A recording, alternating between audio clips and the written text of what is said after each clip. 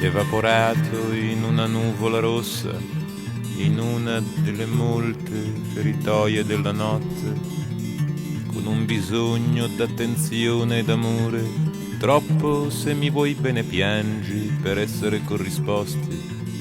Valeva la pena divertirvi le serate estive con un semplicissimo mi ricordo. Per osservarvi affittare 1 chilo d'erba ai contadini in pensione e alle loro donne, e regalare a piene mani oceani ed altre onde ai marinai in servizio, fino a scoprire ad uno i vostri nascondigli, senza rimpiangere la mia credulità.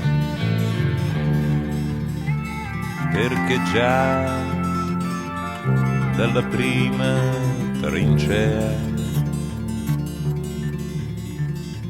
ero più curioso di voi, ero molto più curioso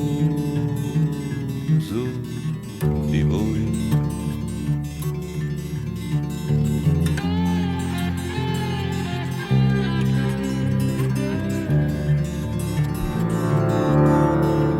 E poi sospeso tra i vostri come sta, meravigliato da luoghi meno comuni e più feroci, tipo come ti senti amico fragile, se vuoi potrò occuparmi 1 ora al mese di te.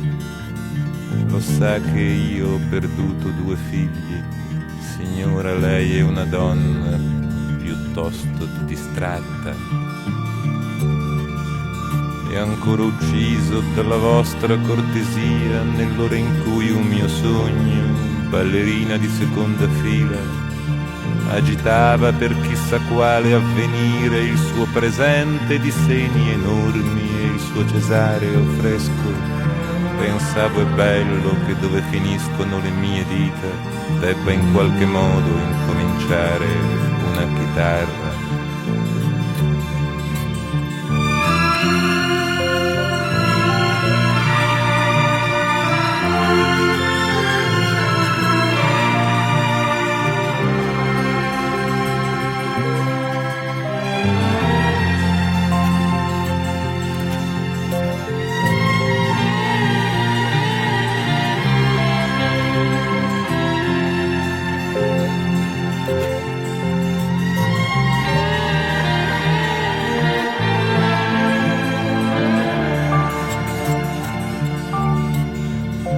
E poi seduto in mezzo ai vostri arrivederci mi sentivo meno stanco di voi, ero molto meno stanco di voi. Potevo stuzzicare i pantaloni della sconosciuta fino a vederle spalancarsi la bocca. Potevo chiedere ad uno qualunque dei miei figli di parlare ancora male ad alta voce di me.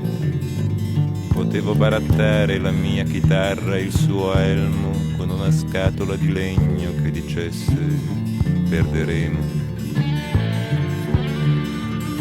Potevo chiedervi come si chiama il vostro cane, il mio è un po' di tempo che si chiama libero.